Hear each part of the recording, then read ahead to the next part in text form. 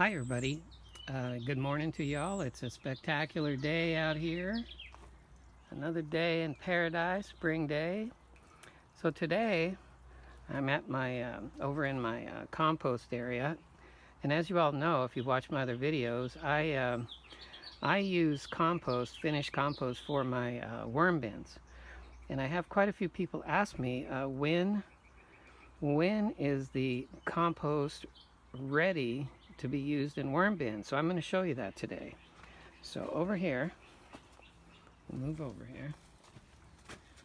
This is my bin with my finished compost here, and I always use bins that are open to the ground, and you'll see that why in just a second. So when we take a look, you can see it looks nice and decomposed, but what I do is I'm going to take the finished compost, I'm going to put it in my classifier sifter, and then you'll see what it is I mean when I decide when my compost is ready for my worm bin. So I'm not going to make you watch me sift it, but I'll be back in just a second.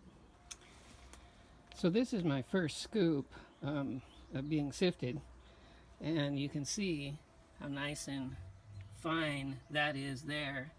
But here's the thing. Let me see if I can set this down here.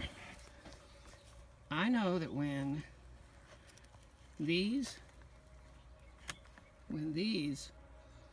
are populating my entire bin from top to bottom. Here's another one. There's a couple of them here. See them right there?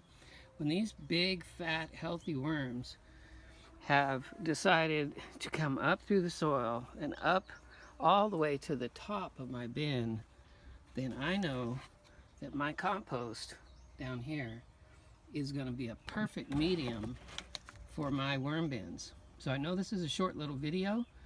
I hope it gives you a little information. As always, I appreciate you watching. I would also very much appreciate it if you would like, share, and subscribe. Until next time, good growing, guys.